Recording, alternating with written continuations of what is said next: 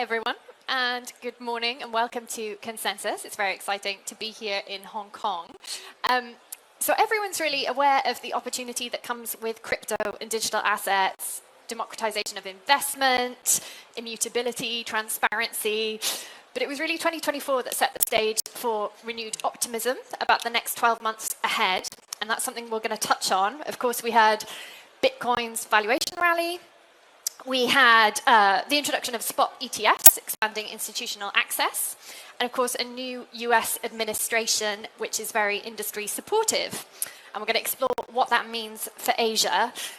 But of course, there are some challenges: fragmentation across markets, desire to move from proof of concept to at scale, implementation and execution. But really what we want to talk about is the future for the institutional investment community. And really, will 2025 be the year when the crypto native and traditional organizations that we all know and love among the finance community converge? So without further ado, I'm going to ask our panelists to introduce themselves very briefly, their role in digital assets and who they are. Thank you very much for having me. My name is Anton Katz. I'm the CEO and co-founder of Talos. Talos provides primarily investment infrastructure for larger buy-side and sell-side institutions that are looking to interact with the crypto market. So either folks that are trading crypto on the institutional level, or folks that are providing their clients with the ability to interact with crypto. Perfect. Thanks, Ella. I'm Fiona Murray. I'm Managing Director for Asia Pacific at Ripple. At Ripple, we're a one-stop shop for digital assets. We're helping institutions and enterprises to move value, to create digital value, to custody that value, and finally to exchange it through our stablecoin. Hi, everyone. Lorian Gable, co-founder, CEO of Figment. I think we're probably the largest and one of the longest-standing staking infrastructure providers for institutions. Look forward to talking about this. This is the Groundhog Day of crypto conversations about institutional adoption. So looking forward to it. So it'll be. We'll try to come up with something original this time. Should we talk about how the institutions are coming? Oh, they're so coming. Yeah. It's not funny. No, it's not funny yet. Not funny yet. Too soon. Tim Grant, CEO of Deus Ex Capital, $1 billion investment and operating company focused very squarely on this space. We have foreign exchange assets, crypto assets, DeFi assets, and believe very, very much in the future of crypto. Thank you very much. So I'd like to start with Fiona. Can you tell us a little bit about how traditional organizations are turning to digital assets to explore new means of business, whether that's stable coins, tokenization of real-world assets, etc.? Yeah, absolutely. So I'll take those two examples, actually. So here, particularly in Hong Kong, massive financial hub, we're seeing large banks and asset managers looking at tokenizing real-world assets. So many household names, you've probably heard of many of these guys. So BlackRock, Franklin Templeton, closer to home, HSBC, tokenizing money market funds, tokenizing bonds, launching digital ETFs, and tokenizing gold. So, what we see, why they're entering, is really to take advantage of the positive elements of tokenization. So that's really about access. So 24/7 settlement. Around the clock, consumers, investors can access these assets, but also fractionalization, lowering the barriers to entry so that more can participate. And that's the reason we're seeing tokenization of real-world assets as a major focus point for these very large financial institutions. On the other side, if we move down the spectrum, and one that's very relevant to Hong Kong, Hong Kong is known not just as a financial hub, but also as a world trading center. And here, what we see is the rise of stablecoin payments being embraced by Hong Kong. There's a new regulatory regime for Hong Kong-issued stablecoins, and that hasn't stopped anyone from really looking at what growth opportunities there are around the world. So I'll give you one specific example. Ripple is working with a trading company based here in Hong Kong, and they came to us with a challenge. They've been locked out of several markets in LATAM because, whether we like it or not, the currency of global trade is US dollars, and many countries don't have good access to US dollars. Not because it's illegal, but just it's difficult. And so they said, hey, there are all these markets that I'm locked out of, but I know that there's demand for my goods. And so what we did was we enabled them to collect stable coins, transfer that to fiat, and we helped them to pay to their suppliers in China and Vietnam without them having to deal with all the complexity. And so that opens new markets. It helps Hong Kong take center stage because it's, it's pro-innovation and it's looking for new ways to enter new markets. And those are, two very different sides of the spectrum that are examples here in my home in Hong Kong. It's really interesting. So yeah, old and new worlds collide through that innovation, like you say. And Tim, I would love your thoughts on kind of how advancing regulatory clarity is changing things in hubs like Hong Kong and Singapore. I know you're based in London, but what do these developments mean for businesses going forward? Well, it used to be a decade ago when I first got into the space, when we first started tokenizing bonds in 2016. Not a lot of bonds tokenized since then. That you used to talk about the biggest impediments for the readiness of the technology and the regulatory certainty that we all needed. And what I find really interesting about where we are right now is, yeah, we're not completely 100% there in terms of regulatory certainty, but I think we're directionally 100% there on every major jurisdiction that matters. Is it on the right trajectory? And give or take, depends on which jurisdiction you're in. So it does beg the question, well, but if the technology works and is scalable, which I think it is, at scale, you've got companies like Figment and Talos who are doing, transacting billions and billions of real money one way or another through their platforms, and they work. They don't get hacked. They're not broken. What's left if the regulatory certainty is kind of there? And I think it is. I don't think there's any debate that we're going to get where we need to go with the regulation. Turns out the one thing that's left is education. So it's extraordinary to me that we're all debating this stuff. All due respect, Fiona, like are tokenized assets the future? We all know they're the future. There's not even a question that they're the future. Of course, it's a more efficient and mechanism for transferring value. That's not the constraint anymore, that we understand that. It's the education, it's the policymakers, it's the captains of industry, it's the people that need to make the decisions to bring this industry along that are actually the constraint. So I'm less worried these days about regulation and more worried about everyone's mindset to be able to understand how we can move from this to the next phase. That's the thing that will limit us. Okay, thank you. And Lorien, that brings me nicely onto, I wanted to ask you about the mindset of some of the clients you're working with, when it comes to them formulating their crypto strategies and actioning things for 2025, what kind of staking support do you offer them? What changes are you seeing in the way that they deal and approach digital assets? Yeah, so I'll talk about our services, but I think we're at a pretty interesting turning point, at least in North America. As I said, this question about institution involvement in the space has been going on for a long time. And for the first time that I can remember when talking about this, I think there's a really divergence in feeling or in view. For the first time since I can remember, we have traditional financial institutions who are super positive on the space, where I think currently the vibe or the feelings within the community and some of the crypto native institutions is much more negative. So it's just interesting observationally that from the external side, especially because of the administrative changes and the regulatory changes in the US, we're really seeing a change of attitude toward the space and positiveness from traditional financial institutions, where within the space there's a fairly high level of cynicism right now. I don't know if that's because meme coins were sort of the story of the last cycle, but it's just an interesting observation. That's the first time since we've talked about the topic where things have switched a little bit. So externally, at least from the larger American institutions, now there's going to be a better regulatory framework. You're certainly seeing real interest this time, and people are moving forward. And from a staking perspective, I think that's going to be the first domino to fall in the U.S. We work very closely with the regulators, and staking has been in a kind of in limbo at its best in North America about what its status is. Is it a security? How should it be done?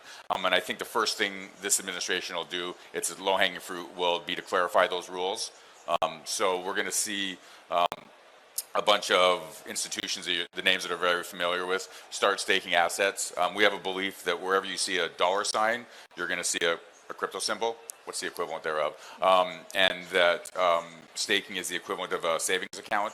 So we're really pretty optimistic about the changes in the U.S. as a result, and that'll hopefully, for once, instead of leading from behind, we'll actually be leading from in front, which will be a nice change over the last 7 or 8 years. So I don't know if so I'm pretty optimistic. And to be frank, I haven't been for a while. So. Thank you. And Fiona touched on earlier money market funds, and I guess liquidity has always been an issue, or something that is the lifeblood of traditional capital markets, and is something that institutions consider when playing in the digital asset space. And so, Tim, I wanted to get your thoughts on what changing behaviors are you seeing by the institutions participating in the space, and the availability of risk capital and liquidity. Are those some of the key concerns that they express to you? How do you address them? Well, I think you're right. The lifeblood of capital market. If you look at traditional capital markets, the trillions of dollars that trade in traditional stock exchanges and derivatives exchanges, the lifeblood of that is the ability to gain leverage. It's the ability to go in and I have one. I want to invest 5. So I used to work at UBS O'Connor, UBS's hedge fund unit. We had $6.5 billion of capital, but we were trading $24 billion worth of capital. Right? That's normal in the traditional space, and that's all funded by bank balance sheets. Ultimately, they have access to the Fed window. They have access to bond markets. That's how banks work.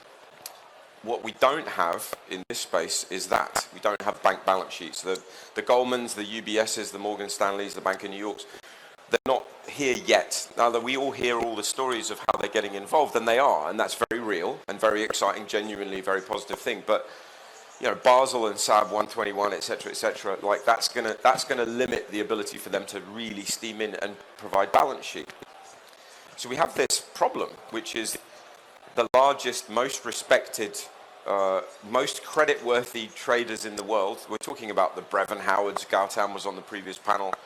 We're talking about 2 Sigma. We're talking about DRW. We're talking about very reputable, highly credit-worthy shops that borrow billions and billions from their traditional lenders, can't get access to borrow in order to trade crypto, and they want to, because it's already a macro asset class. I don't know why we're not debating whether this is a macro asset class or not. It is, because those people are all trading it.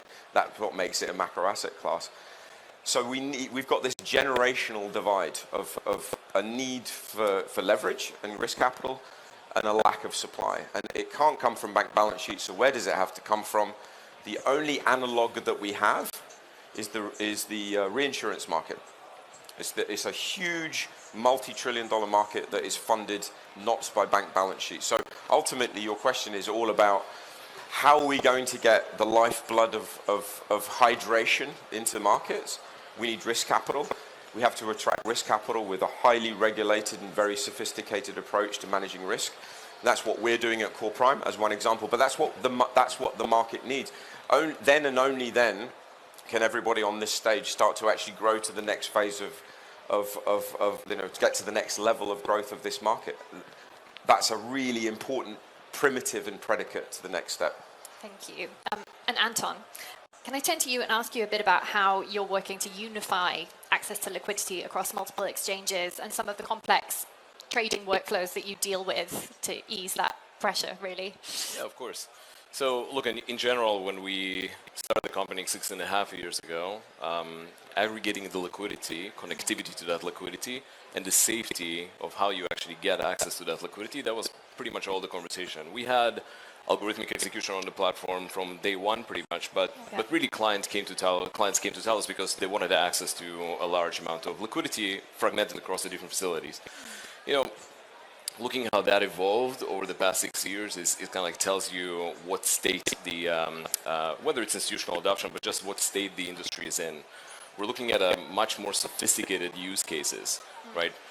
On the algorithmic. So first of all, if you even start with just connectivity, so you're talking about aggregation of liquidity, we still have a lot of fragmentation, and that fragmentation of liquidity will continue between the exchanges, the OTC dealers. We connect today to 70 plus facilities that provide liquidity including some of the decentralized markets, which are now starting to see a little bit more liquidity. Okay. But the demand for that liquidity is slightly different, and the tools that we have is different. So words like colocation that we know from capital markets constantly, that was not even the case that was available up until about 2 years ago. Wow. So colocation, low latency solutions, really putting the emphasis on some of the newer tools. On the execution stack as well, order routing used to be okay.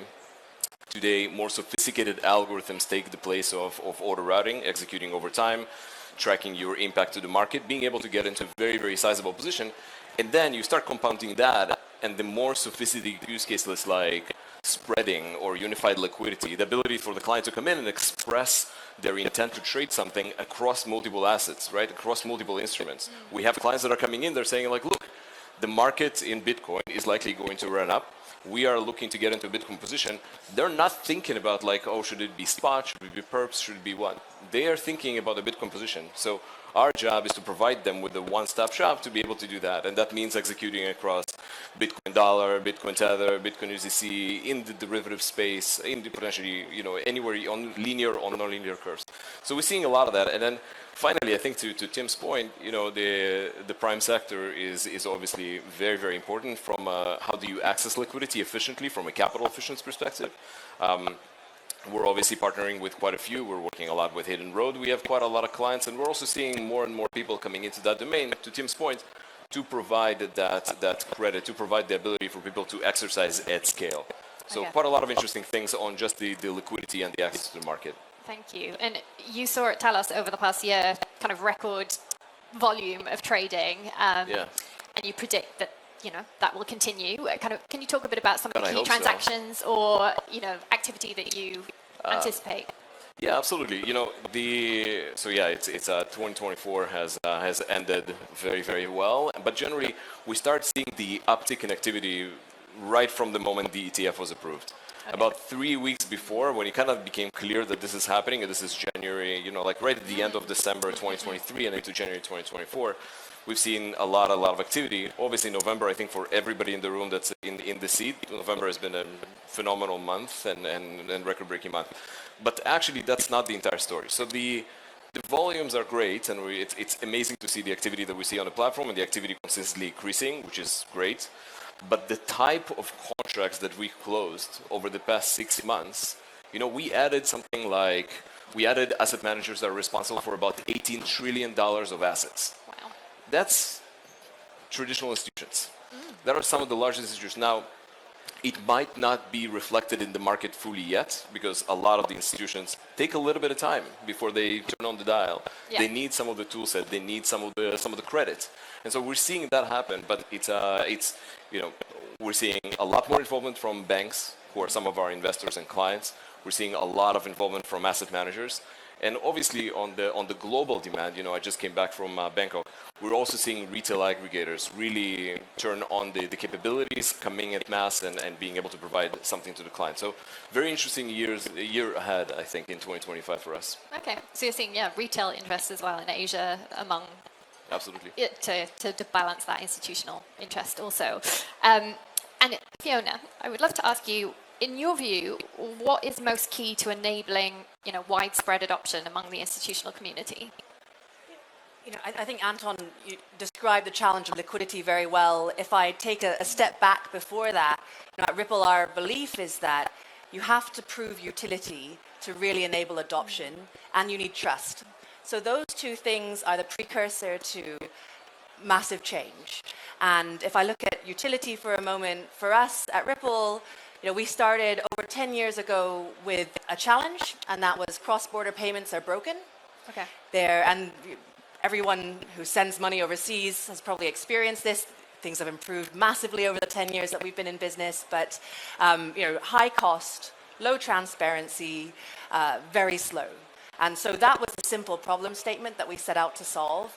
And by and large, we've proven that there's utility in crypto markets. So today, where I sit, we move billions of dollars of value through crypto, through stables, and pay out in over 80 markets. So we're our own, eating our own dog food, our own best use case of where there's utility, there's adoption. And we're working with regulated financial institutions around the world to move that value.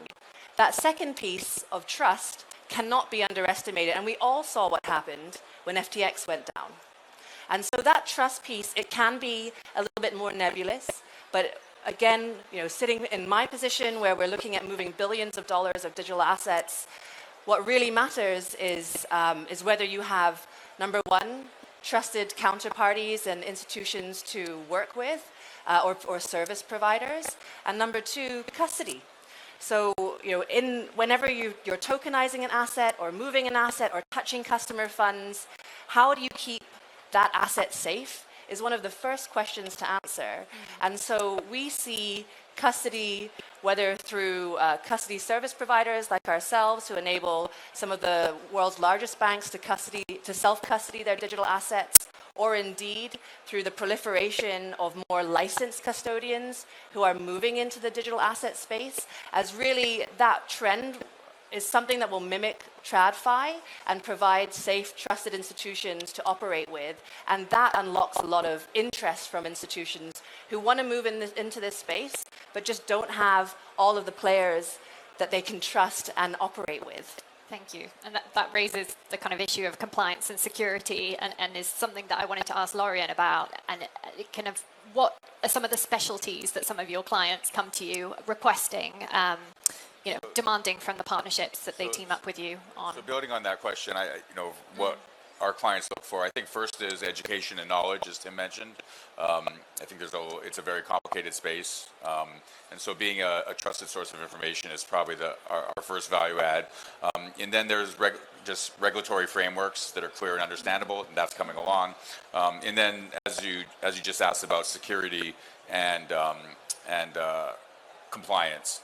And so there aren't that many companies in this space still from a service provider perspective that actually have, for example, it's very tactical, but C-suite level for their chief security officer or their chief regulatory officer. And I think those institutions will only feel comfortable interacting with service providers if you can provide that. So certainly we spend a lot of time, we're starting to see more and more RFPs that are in the hundreds of pages and are professional RFPs. So as an organization and a service provider, those are kind of the minimal requirements now. And as we grow up as an industry, I think we'll see more and more people able to do that. But certainly you have to be able to answer 100 pages on various regulations and compliance, various security procedures, processes, etc. So it's kind of in the weeds. It's pretty tactical, but it won't move forward until we as an industry and service providers can do that well. Thank you. And it seems like Hong Kong and Singapore have emerged as kind of pioneers, or there's a bit of competition to be first movers in the space, especially when it comes to regulation. But I wanted to ask all of you kind of which regional endeavors are you seeing across Asia that excite you the most? There's things happening. There's Project Acacia in Australia. There's lots happening in Singapore, Ensemble, Consensus in Hong Kong, which is quite exciting.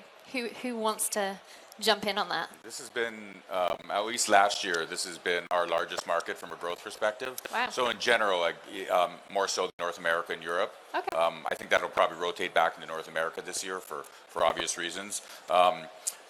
One of the complicating factors here is that you do have a lot of regions with a lot of different regulatory frameworks, and the regulators are very different in each one of them. So the difference between the Japanese regulators and the Singaporean regulators, for example, they have nothing in common, really. So that's certainly one complicating factor for the region. I don't know. So Europe has a single regulatory authority, so that makes it easy there, and obviously the U.S. has one. So I don't know. That's probably the good and the bad of the region that I've seen. Yeah. Yeah, I mean, I think, we Thales is a global firm, like many here, right? We are monitoring what's happening across the different jurisdictions, different countries. There's always interesting things that are being pushed forward by the regulator in different countries. I think in Singapore, it's a Guardian, Ubin, there's a few. For me, the thing that are most interesting to us, so ultimately our belief that all assets are digital assets. And I think that there's nobody that would disagree with that, but maybe there's a question of time, but that's the direction we're headed to.